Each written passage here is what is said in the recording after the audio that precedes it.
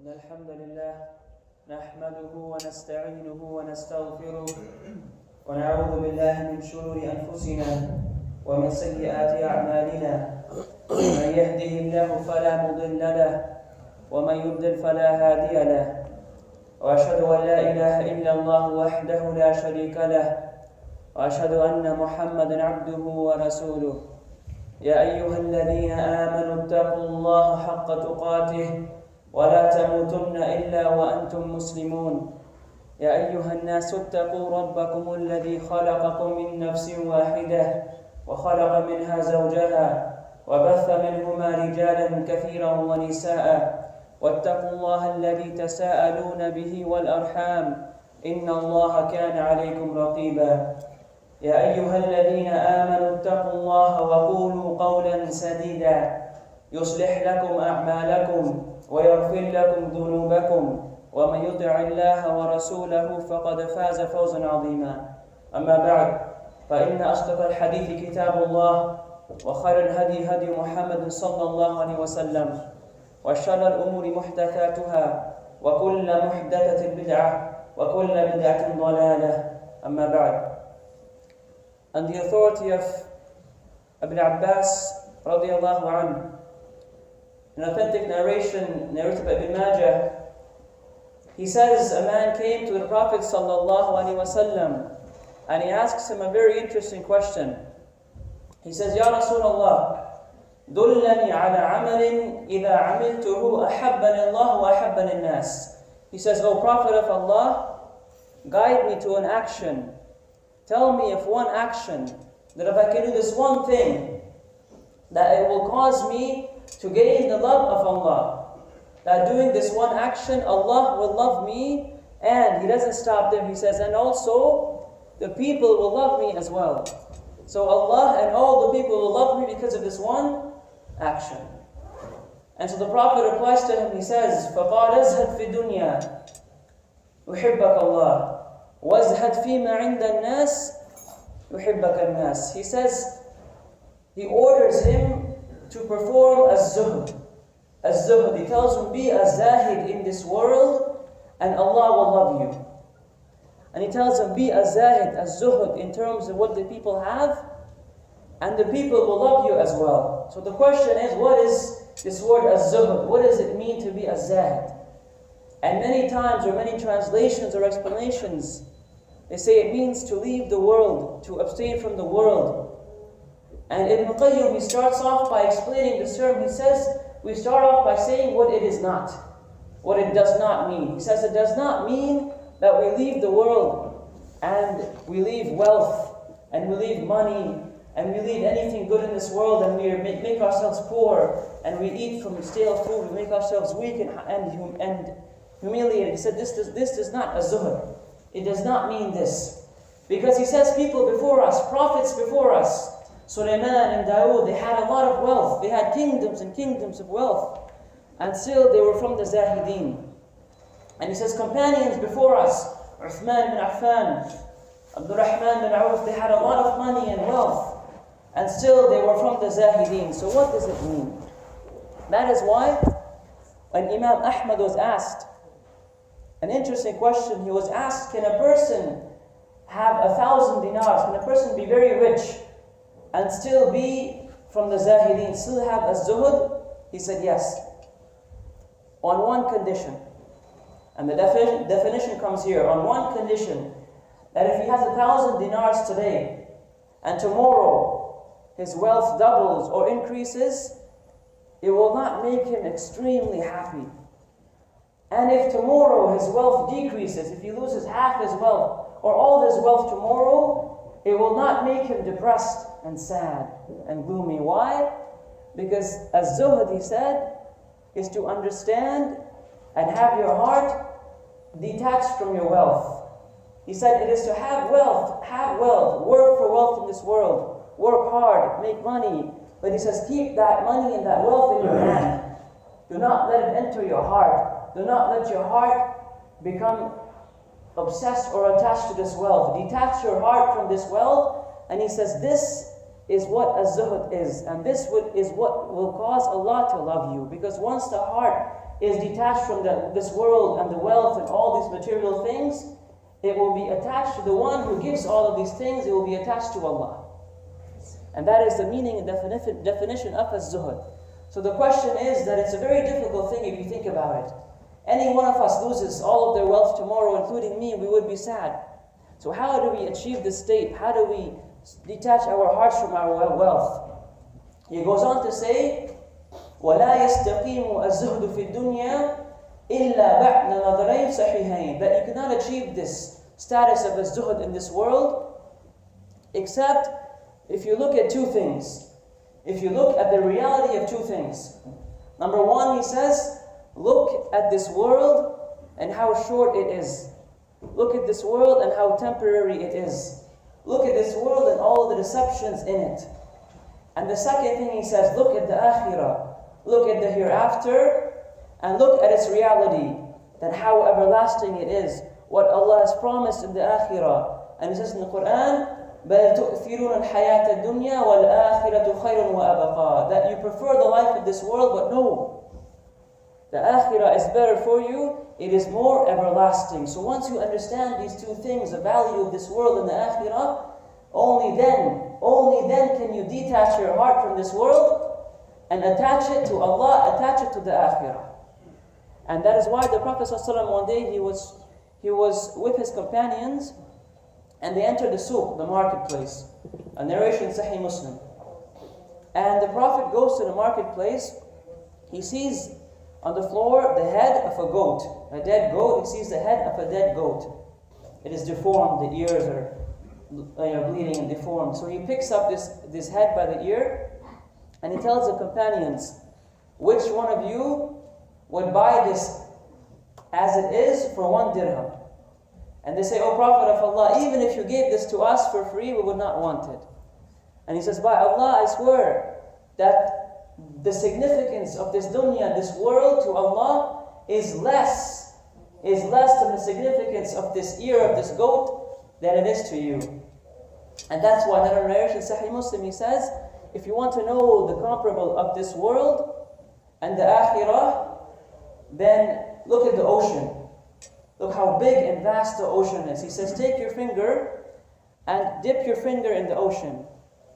And what comes out on your finger is the example of this world. And what remains, the ocean, is the akhirah. That is the comparable of the akhirah and the dunya. But it is hard for us to live by this because we are distracted every day.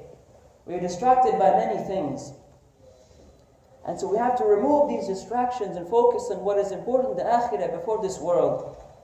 Imam Ghazali gives a beautiful example of how we become distracted in this world.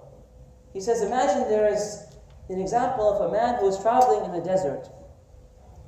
And this man is traveling in the desert, and all of a sudden he sees a lion or a beast coming to eat him, a lion. He starts to run. The lion is running after him. He's running, until he sees a well. He sees a well. In that well, he sees a rope and a bucket, how they used to get water from the wells. So he climbs down that rope in the well to stay away from the lion. And as he's hanging in the rope in the well, he looks under him and he sees a snake, a large snake that is sleeping, waiting for him. And just when he thinks that it cannot get any worse, he looks at that rope he is hanging with, and he sees 2 mice. He sees a black mouse and a white mouse nibbling away at that rope. Every second they are taking away at that rope. And he says, this is his situation. He is so close to destruction. But for a few moments, he looks at the side of the well, he sees some honey, a few drops of honey. And he takes his finger, he takes a few drops, a drop of honey, and he puts it in his mouth and tastes it. He said for that 1 second, when he tastes the pleasure of that honey, it enters his heart, he forgets about everything. He forgets about the lion waiting for him outside, the snake under him, and the mice. He forgets everything. He just gets distracted by the pleasure of that sweet honey. Imam Ghazali said that that man hanging in the well is every single one of us. Every single one of us is that man. And the lion outside waiting is our death. waiting for us to come and take our soul. And the snake under us in that well is our grave, waiting for us to fall in the grave one day to swallow us up. And those two mice, the black and white, are night and day. The black one is night, the white one is day, every single second taking away at our life, day by day by day. And he says that single drop of honey, that single drop that distracts us from everything, are the material things in this world, the deceptions of this world, the pleasures of this world that we just taste for a few moments, we let it enter our heart, and we let it distract us from everything that is important. أقول قولي هذا وأستغفر الله لي ولكم فاستغفروه إنه هو الغفور الرحيم.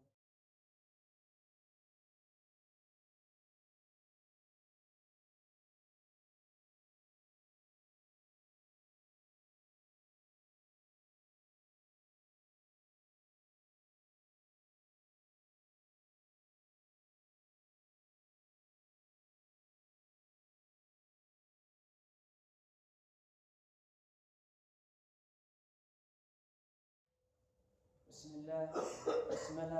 الله الأحد الصمد الذي لم يلد ولم يولد ولم يكن له كفوا أحد وأشهد أن لا إله إلا الله وحده لا شريك له وأشهد أن محمدا عبده ورسوله أما بعد. And the second part of this hadith, it was to abstain, to not be attached, to not be concerned with what the people have, the wealth, what is in the hands of people. Do not be concerned with what they have. In terms of somebody is better than you, somebody has more money than you in this world, wealth, or more children, or more whatever they have, do not compare yourself and be attached to what the people have. And this also includes something very important for us today. Do not be concerned with what the people say about you either. That if the people praise you, you don't become extremely happy from the praise of people. That if people insult you or put you down, you do not become despondent or become depressed because of people. That your heart is attached again with Allah and you're not concerned with what the people say about you, what they think about you, what they talk about you. And one of the scholars said, a man was asked that if you live in this state all the time, you live not concerned about the world, your heart is attached with Allah, your heart is not concerned with the people, he said, don't you worry, aren't you scared that you will not have enough money in this world to live? You will not feed your family. You will not be able to feed your children and your wife and your kids. Aren't you afraid? Don't you fear this? And his answer was so beautiful. He says, how can I fear poverty when my heart is attached to the one who provides and not to provision? When I'm worried, when I'm trying to please the one who gives everything in this world, how can I ever fear that he will not give from me? If I'm living for his sake, everything I do for his sake, how can I fear this? And my heart is not attached to all of these things in this world. I work hard for it, yes. I get what I can, but I keep that in my hand, and my heart is for Allah. This is important for us today as well, in the age of media, in the age of people being obsessed over Facebook, and how many likes you get, of how many views people get in YouTube, even in the Islamic realm, even amongst scholars, who is the most famous scholar, who is the most popular da'i, who has the most views, who has the most recordings, who has, always concerned about the people.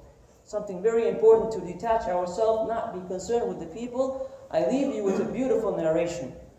I leave you with a beautiful narration of Abdullah ibn al-Mubarak, a great scholar from the beginning of time, from the early tabi'een, a great scholar in Islam, who narrates authentically in one of his books of an incident that happened to him. And he says, as he was traveling, he was in Mecca one day, and when he is in Mecca, the people of Mecca, they are going through a massive drought. There is no rain for a long time. Even today in Mecca and Medina, if you live there for a few years, you'll see that you could go almost maybe a year without any rain. It's very, very dry. So the people needed rain. So what did they do? They went to the Masjid al-Haram, the Kaaba, and they made the special prayer and the dua for rain. And so Ibn Mubarak says, I was amongst the people and everybody is praying for rain. They're asking Allah for rain. And we ask and we ask and we ask, and nothing is happening. And he says, until I saw a young man beside me, close by to me, and he raises his hands, and he makes his dua, he says, Oh Allah, the people have asked you, and the people have asked you, and you have not responded yet. And he says, I swear Allah, I swear by you, that you will answer our dua, you will give us rain right away. And he says, I saw this young man makes his dua. As soon as he finished his dua, I saw the clouds come in, and it started to pour and pour and pour. The rain was pouring. So Ibn Mubarak, this great scholar, said, I was interested in this man, who he was. How did he have such a big impact in his dua? So I started to follow him after we left the masjid. And I followed him to his house. I saw which house he entered, and because it was late, I let him be, and I went back to my house. He says, the next day I went back to the same house. I saw the young man enter. I knocked on the door, and the owner of the house opens the door. I asked the owner, I told him, there's a young man here I saw. I'm interested in speaking to him. The owner says, I have 14 servants. I have 14 servants, maybe it is one of them. So he brings out each one of the 14 servants, and Ibn Mubarak sees every single one and says, he is not here. I don't see the man. He entered this house last night, but I don't see him amongst your servants. The owner says, I have one more. I have one more servant, but he is extremely weak and he is very sick. So I don't know what you could possibly want from him. Mubarak says, let me see him. So he brings him out, and he takes a look. It was the same man he saw last night making his dua.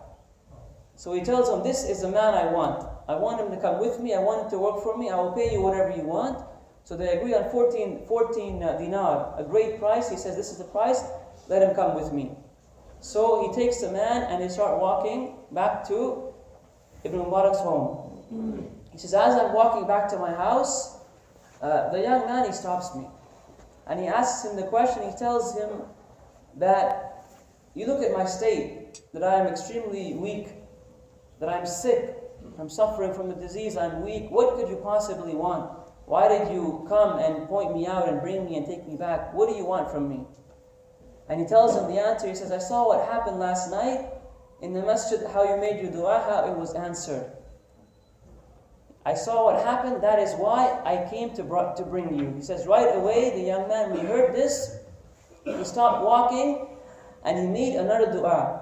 He says, Allahumma la tushahhid bi faqbidni ilayk. He says, Oh Allah, do not cause me to become known amongst the people.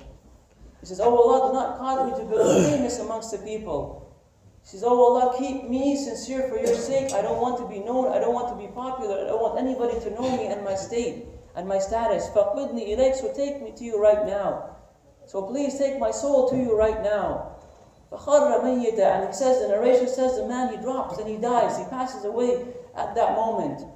فَانْحَشَرَ عَلَيْهِ أَهْلُ مَكَّةِ. And the people of Makkah come and they pray. They take him and they pray janazah eventually over him. We ask Allah subhanahu wa ta'ala to make us amongst those who are the zahideen, to make us amongst those who are not concerned with people or wealth, but who attach our hearts to Him and Him only. Ameen.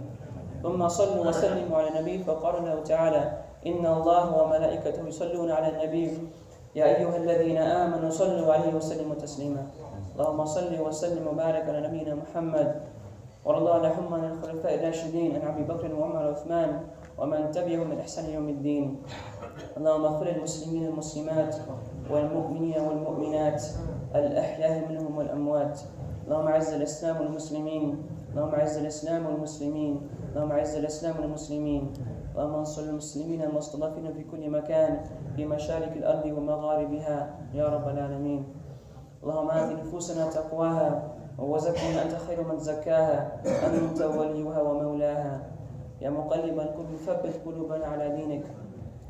اللهم نسألك الجنة وما تقرب إليها من قول وعمل ونعوذ بك من النار وما تقرب إليها من قول وعمل. اللهم ربنا هب لنا من أزواجنا وذريتنا قرة أعين واجعلنا للمتقين إماما. ربنا آتنا في الدنيا حسنة وفي الآخرة حسنة وقنا عذاب النار. وصلى الله على نبينا محمد